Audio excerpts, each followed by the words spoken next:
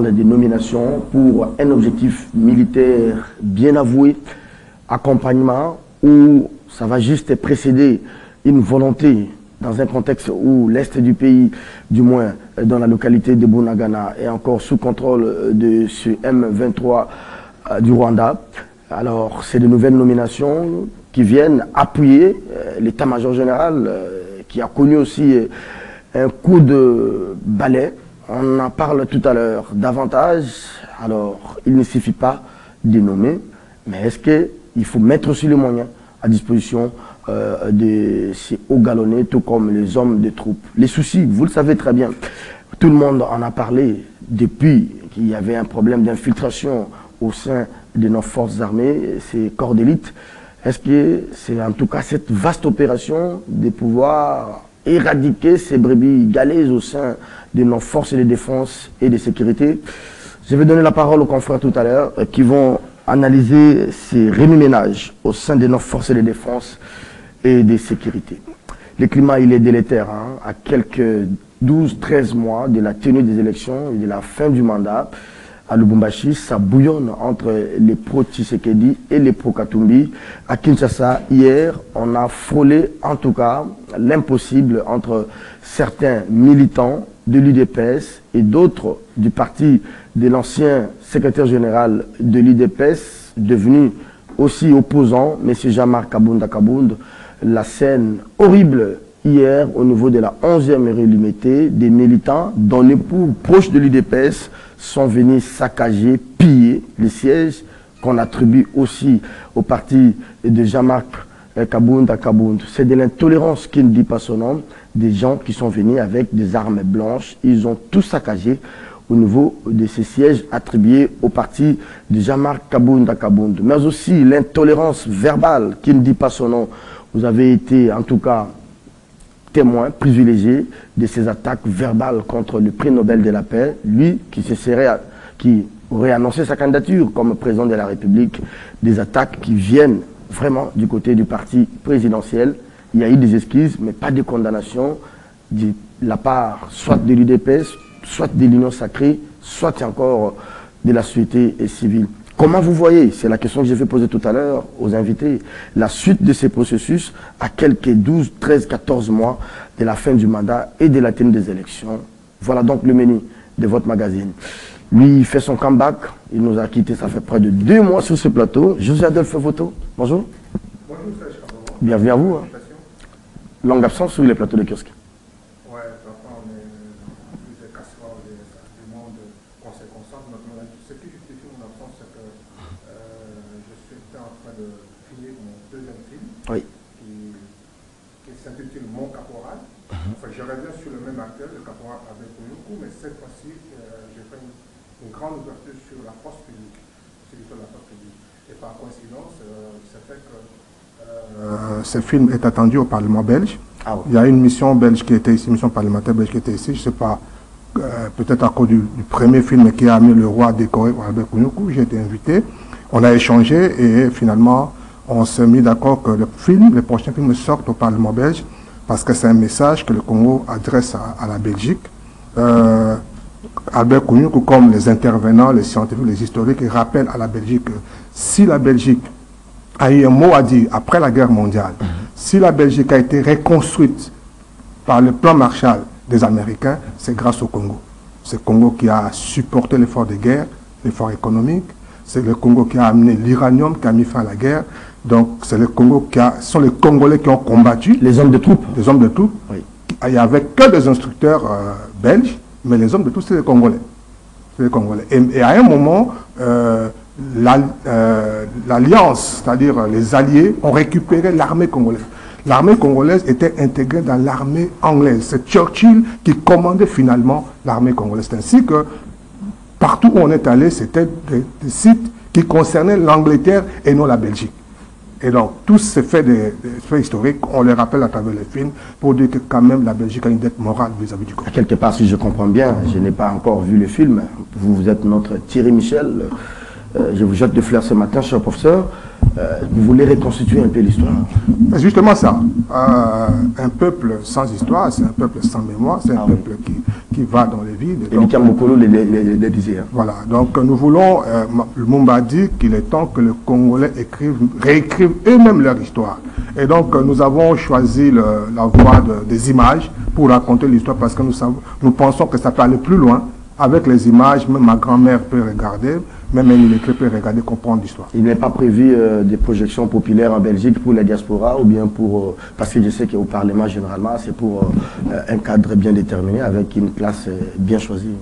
Au Parlement, c'est le 9 novembre, c'est pour les officiels, mais il y a une projection qui est prévue pour le grand public à l'hôtel de ville de Bruxelles, qui nous a accordé comme une salle, et nous sommes en train d'y travailler. Donc ça sera pour les Congolais, mais même pour tous les Africains, parce que cette question de colonisation rime aujourd'hui avec la question du racisme.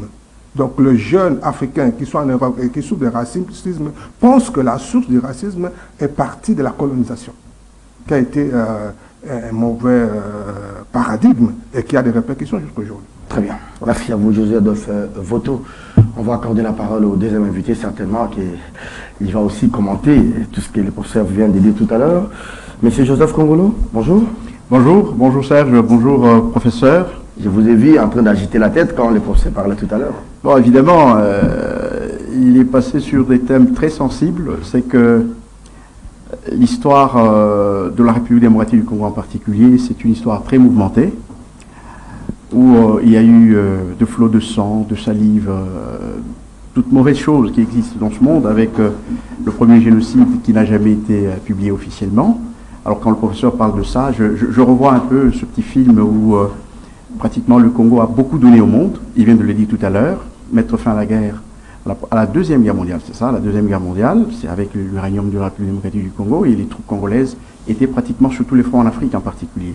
Donc vous comprenez que nous avons des arguments diplomatiques, des arguments qu'on peut faire prévaloir, effectivement, des arguments que nous pouvons faire prévaloir pratiquement sur le plan diplomatique. Et aujourd'hui, devant l'agression dont nous sommes victimes, nous avons effectivement nous pouvons puiser dans cette histoire, élever cela au rang d'un lieu de mémoire et revigorer pratiquement nos forces armées et arriver, n'est-ce pas, à rééditer ces exploits qui sont en fait, qui arpentent pratiquement toute notre histoire. Donc je pense personnellement que ce sont des arguments de taille que nous pouvons exploiter dans les défis de tous les jours. Merci.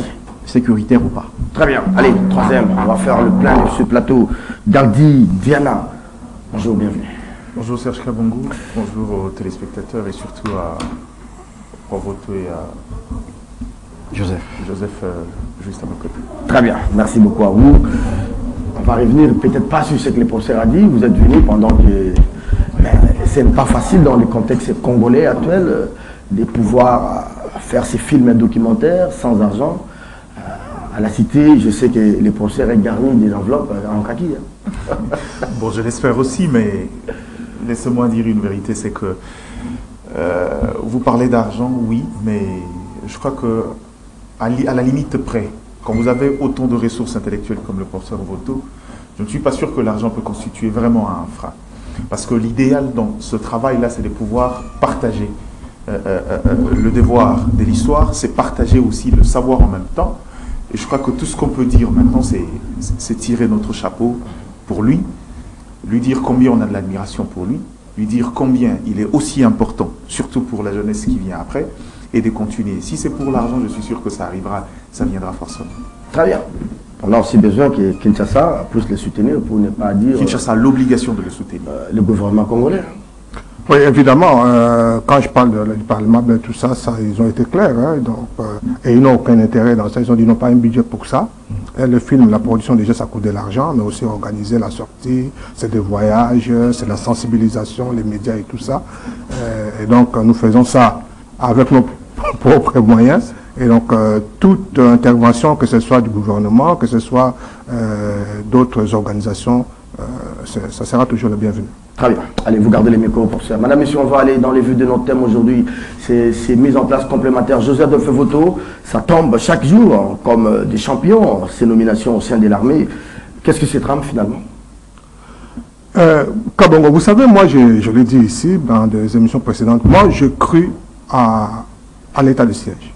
Et je crois toujours à l'état de siège, parce que pour moi, la solution, elle est militaire. La solution durable, elle est militaire, parce qu'on a en face un Kagame qui est très subtil, qui, dans l'approche diplomatique, va toujours, qui a de l'avance sur le plan diplomatique et va toujours nous emballer. Quand il est faible, il va venir à la table de négociation, mais quand il s'organise, il va comme on est dans la solution pour la paix au Congo. La sécurité qui dure depuis plus d'un quart de siècle, elle est militaire. Et quand le président de la République a pris cette décision d'état de siège, en tout cas moi je l'ai soutenu. Mais j'ai eu l'impression que le président a fait les choses, jusque-là il a fait les choses à moitié.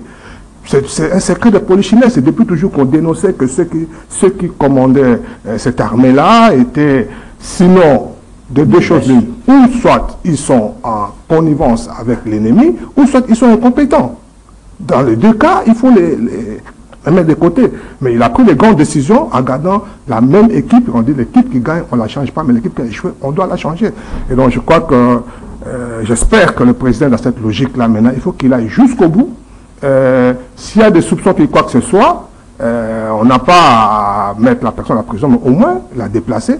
C'est la population qui demande de déplacer tel commandant. Et on est insensible. Il n'y a pas de résultat. Je crois qu'on va aller vers ça. Parce qu'il y a un objectif militaire et il faut penser rajeunir un peu le commandement militaire.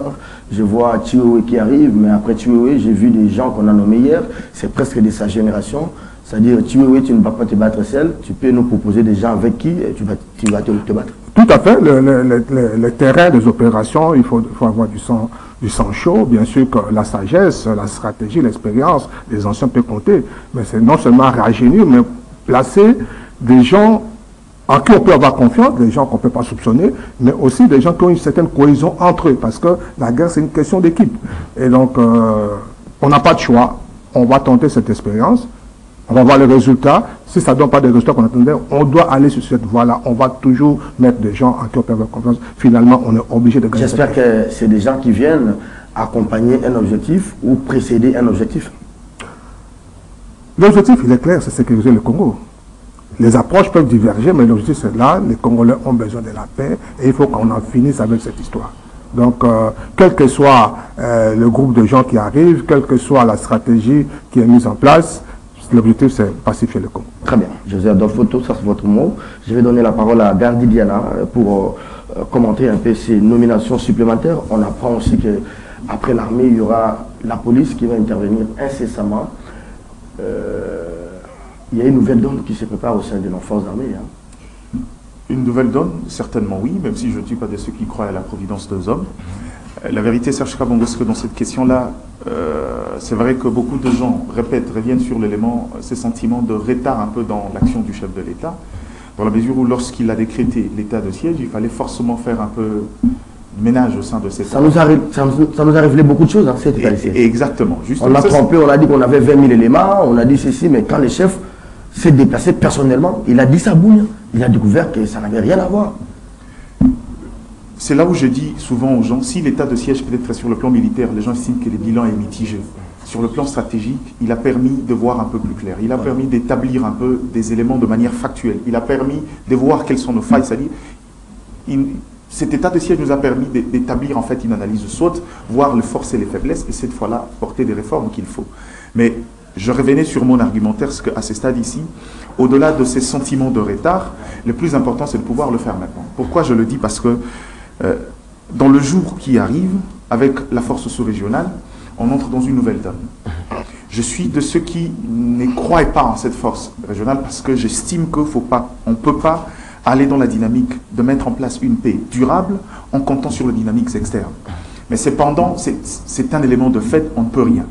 Et aujourd'hui, il faut que cette armée-là soit à même de répondre. Non seulement à même de répondre, à même aussi d'occuper les espaces conquis. La plus grande difficulté de l'armée depuis toujours, c'était une fois on va contre le groupe armé, quand on vous cite, on bombarde ici, on a récupéré tel village, 2, 3, 4 jours après, il y a incapacité de pouvoir consolider et surveiller les territoires. Finalement, les rebelles reviennent cette fois-là sans crépitement de balles.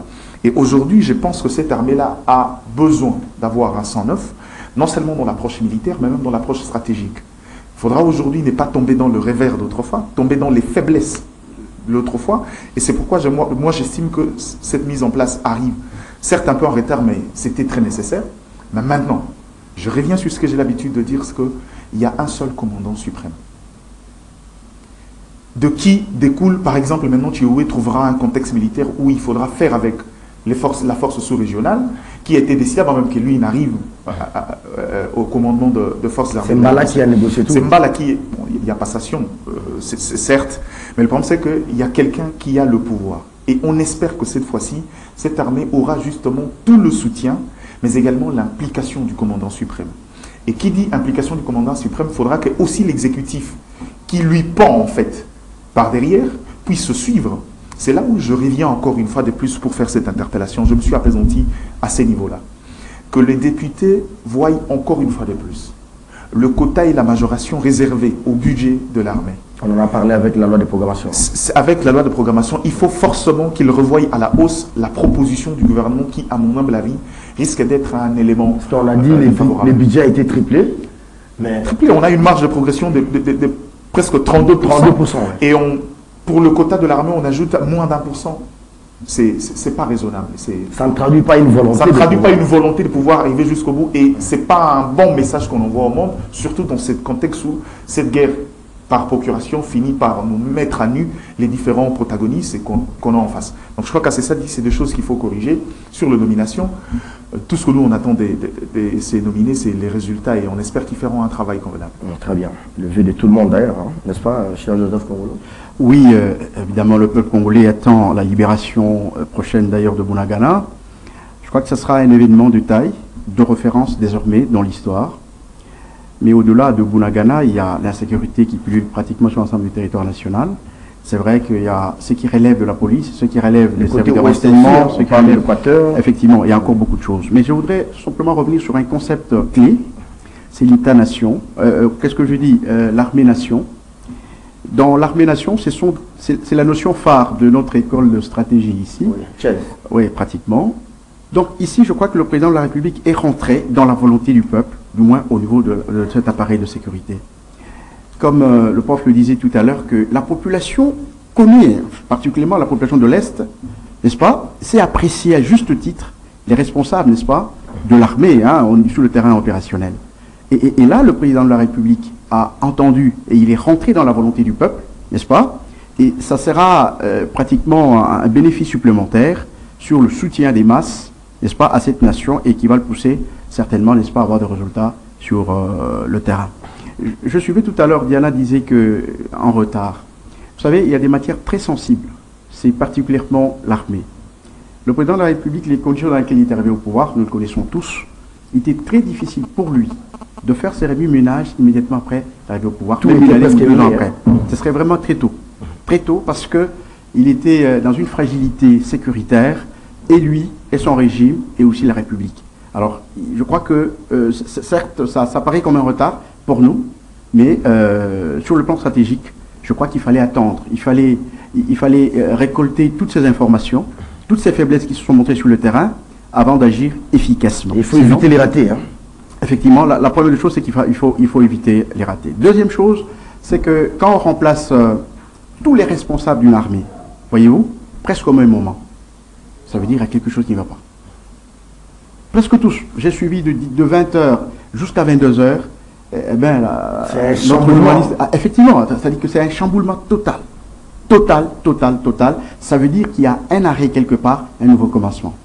Et quand il y a un arrêt, un nouveau commencement, sûrement on doit avoir peut-être les mêmes objectifs, parce que l'armée a toujours les mêmes objectifs, mais aussi, je crois qu'il y a un gain de vigorisation de l'armée, des moyens, des stratégies, ainsi de suite, toutes ces choses, pour pouvoir produire des résultats sur le terrain. Et je pense bien que l'ancienne équipe qui dirigeait l'armée, elle a démontré, preuve par 4, qu'il y avait une sorte d'incompétence totale. Si pas incompétence, une certaine complicité, comme les Pouflades. Effectivement, la complicité. Quand on apprécie le résultat, on voit l'incompétence, n'est-ce pas? Quand quelqu'un est complice alors qu'il a prêté serment, il sait ce qu'il a dit dans son serment, ça veut dire quelque part qu'il est en deçà de sa responsabilité. Et là, ça devient une incompétence. Donc, nous disons qu'il y a une incompétence collective au niveau de toute l'équipe, et ça, c'est une incompétence très dangereuse. Est-ce que parmi ces gens qui sont à l'état-major général, Chiwewe et tous les autres, je ne sais pas si vous avez eu le temps de visiter l'RCV. Est-ce que ce sont des BM, comme on dit chez nous dans l'armée, les brevetés d'état-major? Est-ce qu'ils ont fait les grandes écoles de guerre? Est-ce que c'est des TM, techniciens d'état-major? Est-ce qu'ils ont été, par exemple, à Saint-Cyr, en France? Est-ce qu'ils ont été, par exemple, dans de grandes académies militaires en Égypte, au Maroc? Ou bien, bon, c'est des gens qu'on avait pris quand Mouzé est venu. Oui, Tchunga, oui, Kouyapa, les armées de 97. Parce que tout ça, là aussi, ça compte. Vous ne pouvez pas penser diriger l'état-major général si vous n'avez pas fait l'école de guerre, vous n'avez pas fait la logistique, vous n'avez pas fait, vous n'êtes pas technicien d'état-major, vous n'êtes pas breveté d'état-major. Attention. Chioué, c'est ça le nom. Oui, Chioué, oui. Il a fait le TIES, la colonne de hautes études des stratégies de défense, et il a eu un parcours, peut-être pas un parcours classique comme vous le vouliez, mais vous savez, cette armée, l'armée congolaise, a été toujours un corps un peu hétéroclite, depuis Mobutu. À un moment, les gendarmes katangais, on devait faire avec. Et puis, depuis l'AFDEL, à un moment, c'est les FAC, avec les phases, avec l'armée du MLC, avec l'armée du RCD. Donc, c'est comme ça. Et chacun de ces officiers, chacun de ces hommes a son parcours. Et donc, maintenant, il faut faire avec. Il faut faire avec. Ça, c'est de un. De deux, si on prend que le dernier exemple, l'armée de Mobutu, où les officiers étaient à 80% bien formés, classiquement, ils ont courbé les chines devant l'AFDEL. Voilà. Donc, ça c'est théorique, mais sur le terrain des opérations, c'est pas seulement parce qu'on a été dans de bonnes écoles, on a un parcours, non. Il y a cette capacité personnelle, le défi du militaire qui dit je dois gagner cette guerre. Il y a quelque chose en chacun des commandants, et ça n'a rien à voir avec le diplôme. Et moi, donc, je donne toutes ces chances à cette équipe, nouvelle équipe, parce que dans tous les cas, Tshisekedi n'a pas de choix. Je dis, le bilan de Tshisekedi, c'est la sécurité. Étant donné qu'il n'a pas, je ne vois pas, on dit qu'on a triplé le budget, on a doublé le budget, mais les effets sur le terrain, on ne les voit pas. Mais tant qu'on n'a pas encore de résultats sur le plan économique qui donnent des effets sur le plan social, ce qu'on peut voir de palpable, c'est dont l'indicateur est clair, c'est la sécurité. Il a promis, il faut qu'il le fasse. S'il ne le fait pas, en tout cas, le prochain mandat. Je vais vous accorder la parole parce que Gardi va clôturer cette première ronde. Vous avez suivi le ministre Mouya hier. Il dit pour Kinshasa, on ne discute pas, on ne dialogue pas avec les M23. D'ailleurs, les M23 n'existent pas pour Kinshasa. Nous sommes dans un processus de Nairobi, nous sommes dans un processus de l'Union africaine. C'est pourquoi il y a la calmie à Bunagana. On ne veut pas attaquer. Nous privilégions la voie diplomatique avec le Rwanda. Oui, bon, vous savez, moi, les informations militaires, il faut toujours les prendre avec beaucoup de pincettes, n'est-ce pas? Il peut vous dire autre chose. Il n'y a pas longtemps, d'ailleurs, Mouya nous disait autre chose. Sur le terrain, il y avait autre chose, je crois, il n'y a pas longtemps, il y a 2 ou 3 mois. Les informations militaires, il faut toujours les prendre avec beaucoup de pincettes. On peut nous distraire. Je me rappelle, Liti Timbok à l'université, ce sont des jeunes gens qui viennent nous raconter des petites histoires, et derrière vous, il y a des attaques. Voyez-vous? Donc, moi, je crois que l'option du chef de l'État est claire. Et il a dit sur les médias, officiellement, je crois que j'étais aux États-Unis, qu'il y aura une réplique militaire foudroyante. Ça, il a dit officiellement. Ça veut dire que la diplomatie, comme vous le dites, c'est une stratégie tout simplement, le temps d'organiser, n'est-ce pas, notre armée, le temps de changer, n'est-ce pas, les responsables d'opération, et tout ça, je crois que c'était une distraction tout simplement. Parce que l'option a été levée, c'est très clair. Donc, elle sera foudroyante et militaire. Donc, quand Mouya nous dit ça, juste une façon de nous dire, attendez, soyez patients, le temps de refaire peut-être la stratégie militaire, ainsi de suite, et tout ça. Le temps arrivé, ils vont devoir attaquer. Mike, je suis Mouya. Oui, par devoir. Je crois que je suivi Mouyaya, mais je ne suis pas sûr que Mouyaya se permettrait, surtout sur les questions militaires, de venir s'hasarder devant la télé, donner des positions qui ne tiennent pas lieu de position du gouvernement. Je ne suis pas sûr. Je crois que dans l'approche militaire, il n'y a pas incompatibilité entre négocier et préparer la contre-attaque ou encore aller dans le sens belliqueux.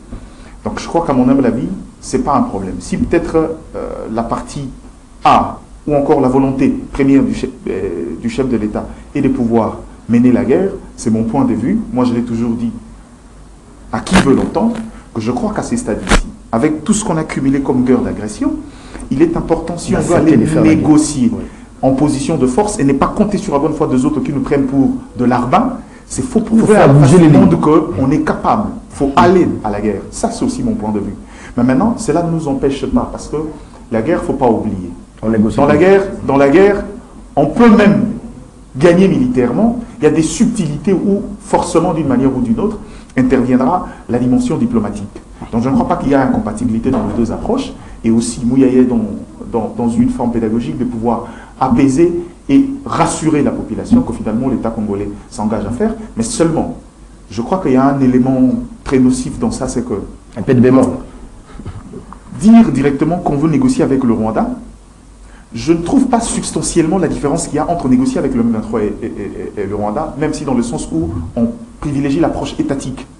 Mais dans le fond, c'est dire aux Congolais que finalement, on va négocier avec nos agresseurs. Oui, c'est l'agresseur, c'est pas les M23, c'est ça le message. Exactement, c'est une manière de le dire. Oui. Mais maintenant, le Sali essaye de regarder dans le prisme congolais comment on accueille cette idée de pouvoir aller négocier avec le Rwanda, alors que le chef de l'État, depuis un certain moment dans son narratif, a exclu cette approche-là. Ouais. Je crois que dans la subtilité, dans l'approche communicationnelle, ce que Mouyaye a fait, c'est encore un tout petit peu de doute de pouvoir dire, citer le Rwanda directement, on va aller négocier avec le Rwanda. Pourtant, ces Rwandais-là, on a été autour de la table depuis le Kenya, depuis Nairobi, les discussions ne marchaient pas aujourd'hui. Quelle est l'approche? Qu'est-ce qu'on va ajouter de plus pour aller négocier avec le Rwanda? Et là, le Congolais, malheureusement, ça je donne une position de communicologue, c'est que le Congolais, malheureusement, quand vous dites cela, il dit, bon, écoute, si autrefois, on n'a pas trouvé de compromis, ça veut dire que cette fois, c'est nous qui vont aller se compromettre. Mais Vital vous a proposé ce dialogue franc. En fait, vous me coupez. Ça veut dire que le Congolais va finalement faire un rassemblement de schémas. Il dit, bon, Vital Kamerhe propose de négocier. Mouyaye vient de le dire, alors que le chef lui a dit autre chose. Finalement, on se retrouve dans un cercle où le Congo se sent contraint de négocier. Est-ce que ces messages-là, aujourd'hui, dans l'approche publique, est consommable? Très bien. Ça, ce sont des questions qu'on peut se poser. Merci. Madame, Monsieur, vous regardez Kiosque sur le magazine, sur le deuxième numéro de la semaine. On revient sur les grandes d'actualité. Vous gardez le micro, parce que vous avez terminé avec les premiers, vous commencez avec les seconds, et je crois que José Adolphe Voto va pouvoir, parce que de la même manière, vous avez eu l'avantage de rebondir sur les propos des autres, et aussi d'avoir cet avantage de rebondir sur vos propos. Je ne sais pas si vous avez constaté aussi ce climat délétère, un peu à quelques 17, 15, 16 mois de la fin des élections, de la fin du mandat du président de la République, des appels un peu à la violence. Vous avez vu à Lubumbashi le vendredi passé, on nous a évité un désordre entre les pro-Tshisekedi et les pro-Katoudi. Les maires de la ville étaient contraints, obligés d'annuler toutes ces manifestations. C'est comme on dit chez les Quinois, au Thielibaya, on appelle à Thielibaya. Hier, on a frôlé une catastrophe à Limité, en Gemmerie. Il y a des gens qu'on attribue comme membres de l'UDPS qui se sont attaqués à un siège d'un parti qu'on attribue à Kabound. Ils sont venus avec des armes blanches, ils ont détruit, ils ont saccagé. Et à cela, je veux encore qu'on ajoute un peu cette violence verbale en direction du prix Nobel de la paix. Les jours à venir par rapport à ces élections risquent d'être fatidiques. Serge Kabongo, ça fait partie de ce que moi, depuis un certain moment, j'appelle l'implosion sociale. Ça veut dire que même l'élite est démissionnaire, dans le sens où observez très bien le débat politique. Vous verrez que c'est devenu des débats très belliqueux. Aujourd'hui, en fait, j'ai envie de dire, c'est devenu des débats cache-misère, où les idées ont laissé place justement à la confrontation, mais une confrontation exécrable. Parce que les gens n'ont pas d'idée. C'est ça la grande difficulté. Et c'est là où le point de vous dire ou pas qu'il est candidat, rencontrer le code sur le plan d'idées, sur le plan d'arguments. C'est là où on dit, faisons un effort de pouvoir améliorer la qualité du débat public. Ça a des conséquences et des répercussions sur la grande masse. Les gens ne nous écoutent pas. Aujourd'hui, qu'est-ce qu'elle est devenue l'approche politique? L'approche politique, c'est devenu un peu ces combats-là entre le plus fort et le plus faible. C'est devenu presque un fighting où les gens viennent, ne rencontrent pas les idées, mais font justement des attaques personnelles. Je sais que depuis toujours, le paradigme dont la masse, c'est de pouvoir juger au lieu de comprendre. Mais au Congo, ça a gagné même les institutions, ça a gagné même les personnes censées présider, censées conduire, censées éduquer, censées éclairer la masse. Qu'est-ce que vous attendez des militants si, à longueur de journée, les animateurs de partis politiques préfèrent engager de moyens conséquents pour se mettre à dos de gens capables de très bien communiquer, pour non pas aller vendre ce qu'ils ont comme offre, mais pour aller s'attaquer à ceux qui critiquent leur manière de faire. Il ne faudra pas qu'on s'étonne. Si vous voulez parler de l'approche électorale, ce n'est pas question d'approche électorale, Serge. Ça, c'est une question, c'est devenu presque un système, c'est devenu presque une culture chez nous. Et malheureusement, ça s'accentue à l'approche des élections parce que sur le 100% de formation politique, je ne suis pas sûr que plus de 10% de partis politiques s'apprêtent et se préparent pour les élections, comme dans leur maladie traditionnelle. Les gens aujourd'hui attendent les dernières minutes. Je comprends, c'est aussi un débat entre la poule et l'œuf. Les gens se disent, bon, pourquoi engager beaucoup de moyens pour des élections, pour la plupart, dans leur mentalité, bâclées dès le départ. Hypothétique aussi. Hypothétique aussi. Les autres, mais de l'autre côté, les autres disent, comment vous voulez vous rassurer de gagner les élections? Comment êtes-vous sûr que les élections sont hypothétiques si généralement au préalable, vous ne vous préparez pas suffisamment? Et dans ces débats-là, je préfère prendre la deuxième thèse dans le sens où, après 3 cycles électoraux, on s'est finalement rendu compte que l'impréparation de l'ensemble des partis, surtout de l'opposition, ont posé beaucoup de problèmes dans le contexte légal. Dans le sens où vous arrivez dans le... La preuve, c'est que même l'opposition d'hier qui est aux affaires aujourd'hui n'a pas fait mieux. Hein. A presque amené la même culture, malheureusement. Elle est restée opposition tout en étant au pouvoir. Ça, c'est une maladie aussi. Donc, en gros, on se demande ici, mais finalement, ces élections-là, la dynamique politique, tout ce qu'on nous chante ici, qu'est-ce que le politique a à offrir? Qu'est-ce que le Congolais doit entendre? Et aussi s'ajoute justement à cette absence d'offres, à ces débats exécrables dans le politique, s'ajoute aussi ces sentiments, ce que Sun Tzu appelait dans l'art de la guerre l'énergie du désespoir. C'est même entretenu. Hein. Entretenu. Si vous faites un débat sur le bilan, sur les agrégats, sur les chiffres, on va vous dire, ben, écoutez, c'est quoi qui, ces gens-là? Mais les gens préfèrent plutôt suivre et écouter. Quand on dit Mukwege, c'est un gynécologue, il fait ceci, Kaboul. Il regarde dessous les bambas des mamans, voilà. les débats un peu à ras de sol. Voilà. Oui, c'est devenu une autre. Regardez là, on a même notre société. Exactement. C'est ce que je suis en train de dire. Malheureusement, on a fini par intégrer cela dans la dynamique de gens. Et ça, je ne veux pas dire que c'est devenu une fatalité, mais c'est devenu un problème. Pas de condamnation, ni de gauche, ni de droite. Est-ce que vous avez peur un instant, cher Joseph Kongolo, par rapport aux élections à venir, tout ce que nous constatons aujourd'hui comme un mouvement des jeunes, des insultes, des attaques contre tel parti, contre un autre parti, est-ce que vous avez peur? Bon, d'abord, c'est un mouvement cyclique. C'est chaque fois qu'il y a élection. Quand il y a des enjeux, je me rappelle du temps de Mobutu aussi, quand on parlait élection avant le départ de Mobutu, il y a eu des hiboux, il y a eu des gens qui ont accentué pratiquement l'insécurité sur l'ensemble des villes de la République. N'est-ce pas? J'étais à l'intérieur, le Lubumbashi, c'était la même chose. Donc, créer la psychose. Effectivement, on crée la psychose. Donc, le problème, c'est ce que j'appelle la conception culturelle du pouvoir. Nous l'avons déformée. Voyez-vous?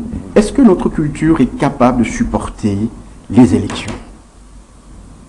Non, nous n'avons pas été préparés à ça. Que valent 18 ans d'expérience électorale par rapport à des grandes nations qui ont des siècles d'élections? Mais je rappelle, on a fait 18 ans. À 60 déjà, on avait des élections. Oui, justement. On ne pas maintenant. Tout à fait. En 60, on avait des élections, c'était des élections encadrées par le colonisateur. Oui. Tout à fait. Effectivement. Regardez ce qui se passe en France. Partout dans tous les pays, à l'approche des élections, il y a une tension. C'est qui est normal. Mais il faut que cette tension soit limitée, n'est-ce pas? Qu'elle soit vivable tout de même. Mais ici, chez nous, nous avons une très petite expérience. Est-ce que vous sentez la puissance publique, l'État qui réglemente, un État qui ordonne, un État qui sécurise? Non, vous voyez la police qui arrive à limiter, incapable d'appréhender ou d'interpeller les militants parce qu'ils sont d'un camp ou ils sont d'un autre camp. Quelqu'un qui insulte un prix Nobel de la paix, il est là, il se promène comme si de rien n'était. C'est-à-dire, vous voulez nous dire à nos enfants et à nous que si vous faites aussi comme lui, c'est-à-dire, vous serez aussi libre. Serge, quand est-ce que vous avez inculqué cette culture aux gens? Quand? Par quel mécanisme? Quand est-ce que vous avez appris aux gens ça? Quand vous enlevez le cours de quoi civique? Éducation civique, vous l'avez enlevé de chef des cours. Quand est-ce que vous avez appris ça aux gens? Vous voulez du résultat, mais du résultat sur base de quoi? Nous sommes très jeunes, nous n'avons pas une culture, nous n'avons pas une bonne culture politique. Oui. Nous ne l'avons pas. Et qui est en train de fomenter cette culture aujourd'hui? Regardez les débats. Ici, à peine avant nous, il y a un débat où pratiquement c'est les jours qui passent. C'est des individus, c'est des injures, ainsi de suite et tout ça. C'est ça la culture. Les gens prennent ça comme le cliché du débat politique. Moi, je suis convaincu, pour ne pas vous couper, mais que Félix a fait son temps et qu'il a un bilan qui, à mon avis, est encore défendable. Au lieu que ses partisans puissent se lancer dans des colibés, dans des insultes, ils peuvent chercher des experts, ils vont mettre à leur disposition les agrégats des avancées sous Félix, qui n'en parlent que d'insulter. Parce que, apparemment, c'est comme s'ils n'ont pas un bilan, ils ne savent pas quoi dire, et ils versent dans les insultes, ils versent dans les attaques contre les partis adverses. Ils en ont et de pourtant, peu, mais c'est un problème de ils casting. ont des éléments. Un problème de casting. Oui, justement, c'est ça qu'il dit, c'est justement ça. Le problème, c'est quoi? Regardez la catégorie des gens qui cultivent la violence politique pour aller casser, faire ceci et tout ça. Quand vous lui posez la question, il ne connaît rien du bilan de celui qui dirige. Vous savez, c'est une catégorie des gens, n'est-ce pas? Il y a des fanatiques, des gens qui sont difficiles à convaincre, n'est-ce pas? Eux, que ce soit la nuit ou le jour, ils sont pas préparés à parler bilan. Ah, effectivement, effectivement. Mais il y a une catégorie des gens, qui peuvent défendre effectivement le bilan. Mais pourquoi la catégorie des têtes brûlées, n'est-ce pas, et majoritaire, prend le dessus par rapport aux autres? C'est là justement la société. Est-ce qu'il y a des mécanismes? Est-ce qu'il y a des mécanismes qui peuvent changer, amener des transformations dans cette culture, donc dans cette conception culturelle du politique? Il n'y en a pas, malheureusement. Et je me rappelle, j'ai écrit à la présidence de la République à ce propos. J'ai dit au Premier ministre que vous êtes venu pour déboulonner.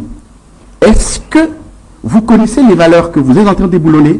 Est-ce que vous êtes conscient des valeurs que vous êtes en train d'installer dans le vide que vous avez créé? Je n'ai jamais eu de réponse. Voilà. Je vous ai dans la photo. La tension va monter jusqu'où, comme disait un autre pasteur, Moïse Mbi, ça monte plus haut, plus haut, plus haut, plus haut. Je crains fort, surtout pas Lubumbashi. Hein. Lubumbashi, c'est comme on dit, bourbier, hein, ça peut éclater à tout moment. Je ne voudrais pas épouser le point de vue de mon aîné pour dire que nous n'avons pas de culture démocratique. Ça se construit, c'est une question de volonté politique. Mais est-il que nous sommes tombés dans une culture de violence? Regardez, ce pays, ça fait plus de 25 ans qu'on vit la violence. Peut-être nous, à l'Ouest, on ne le sent pas. Imaginez-vous un enfant qui est né à Bukavu, à Goma, qui a 18 ans aujourd'hui, qui a 24 ans. Il n'a vécu que ça toute sa vie. Il n'a vécu que la violence. Il n'a vu que des gens tués. Il n'a entendu que des crépitements de balles. Et psychologiquement, cet homme-là, qu'est-ce que vous attendez de lui? Il n'hésiterait pas pour basculer dans un groupe armé et avoir des réactions qu'on ne peut pas gérer. Regardez à Kinshasa, la culture de Kuluna qui monte. C'est une culture de la violence. Et malheureusement, que ce soit la guerre à l'est, que ce soit le Kuluna dans nos villes, aujourd'hui il y a des Kuluna même dans les villages. L'homme politique congolais, il réfléchit en termes de pouvoir. Voilà. Il dit comment il peut capitaliser tout ça pour se maintenir au pouvoir, pour accéder au pouvoir. Et on a vu ça. On appelle les militants de l'UDPS, on les appelle des combattants. C'est la violence. Et la violence a servi pour accéder au pouvoir. Et aujourd'hui, la violence doit servir pour se maintenir au pouvoir. Ce que je ne peux pas parler de Kaboun tout à l'heure. Je regrette que Kaboun, qui hier était le général de la rue, aujourd'hui est victime de la rue. Vous voyez? Mais ce que je déplore davantage, c'est sa femme. C'est sa femme aujourd'hui qui est traitée, c'est comme une mère de famille. Mais je crois qu'au nom de l'humanisme, au nom de l'humanitaire, je crois que quelque part, il faut qu'il y ait le garde-fou. J'en rappelle à Gekoko, il est père de famille. Kaboun est en prison. Prendre sa femme au nom parce qu'on a été insulté.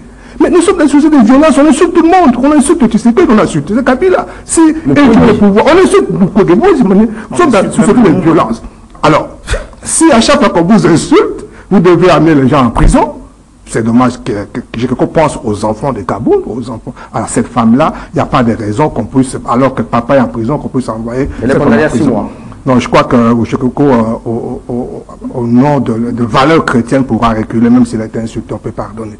Donc, bref, je veux dire que il y a une culture de la violence qui nous a déformés, nous tous. Comme vous avez dit, on peut insulter quelqu'un comme Mukwege, mais personne ne dénonce. Vraiment. Personne ne dénonce. Ne fût-ce que ça. Ne fût-ce que mettre la forme. Ni le gouvernement, ni les partis, ni même la société civile, comme vous l'avez dit, personne n'a dénoncé. Au point que, je crois qu'ils l'ont fait en privé. Et je vu l'un de messieurs, parce que ce sont deux, hein, c'est deux personnes qui ont parlé, et l'un d'eux revient un peu pour demander pardon en blaguant, en riant. Et Mukwege n'a jamais dit qu'il était candidat président. Mais lui, est-ce que les faits d'être candidat, non, mais vous expose aux insultes? Mais c'est lui qui dit que non, Mukwege est candidat, problème. Donc c'est lui qui proclame Mukwege est candidat, mais après l'avoir insulté. Donc son discours traduit quelque chose qui a été monté dans un laboratoire, qu'il a mal exécuté, et maintenant il faut rectifier. Mais c'est bien dommage qu'on puisse instituer la violence en culture, la violence en moyens pour accéder au pouvoir. Et la violence appelle la violence. Est-ce que vous comprenez que j'aimerais quand même que nous puissions insister sur le chef de l'État, parce que c'est lui, on n'en a pas deux, c'est lui. Vous comprenez que ces agissements de la part des alliés du président, et quand ils les font, ils ont l'effigie du président. Comme quelqu'un me disait, c'est Bazou, il s'habille sous Félix pour te passer deuxième mandat.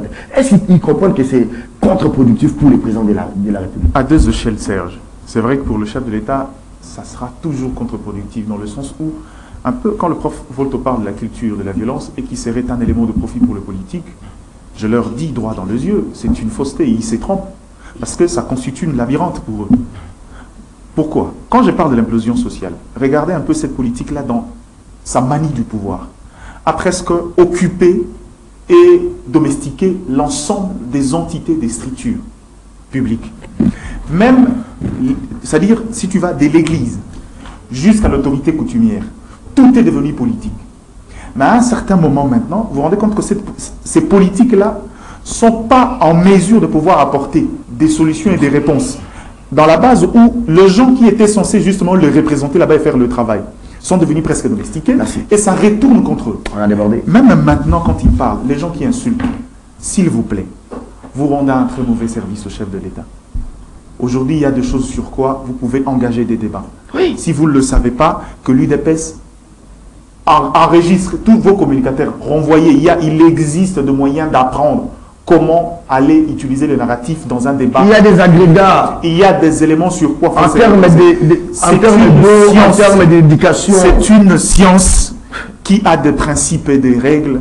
Si vous voulez envoyer les gens dans ça, respectez leurs règles. Vous verrez que c'est vous qui en tirerez profit et non pas vous tirer une balle dans le pied comme vous êtes en train de le faire maintenant. L'émission est terminée, Joseph. En 30 secondes. Deux petits problèmes, oui. D'abord, la première chose, c'est que le prof a dit tout à l'heure de la culture de la violence. Je voudrais dire là-dessus que l'Europe a connu, sur le continent qui a connu le plus de violence dans l'histoire, et c'est dans ce continent où est née la démocratie, n'est-ce pas, et des valeurs humaines. Non, ça veut dire on est en pleine France, je voudrais dire, je voudrais dire ceci, oui. qu'il y a un mécanisme social global qu'on peut mettre sur pied en commençant par l'école, la société, les différents agrégats sociaux pour pouvoir changer la culture. Donc ça va être possible. Deuxième chose, la dernière.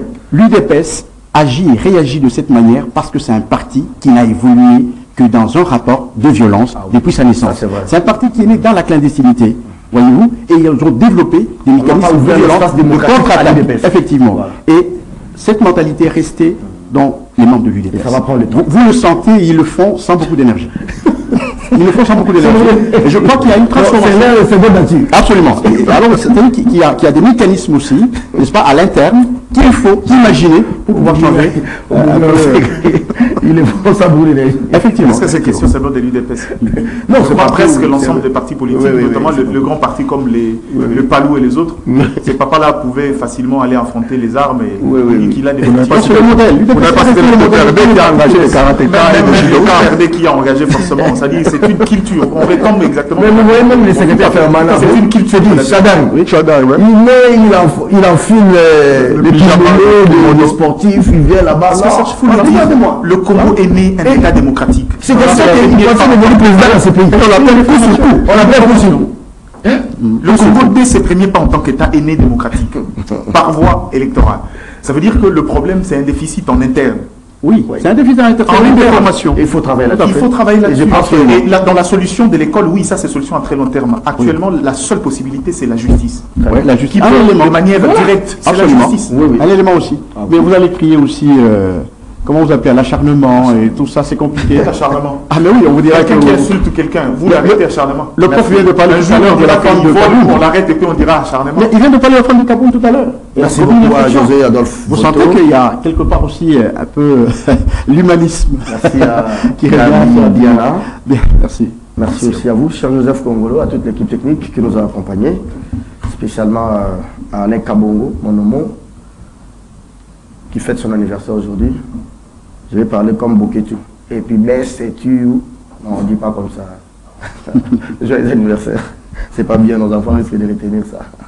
Merci à vous, madame, messieurs. Vous nous avez suivi. Les points sur l'actualité, c'est à 13h, heure d'Engaza, dans le nord Ubangi. Au revoir.